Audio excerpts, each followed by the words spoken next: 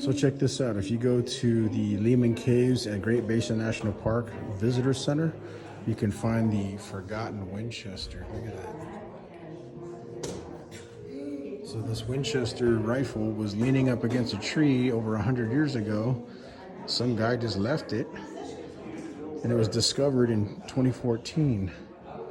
It's an 1873 lever action. That's crazy. It's got an octagonal barrel. That's wild. It's been left out to the sun, snow, wind, rain.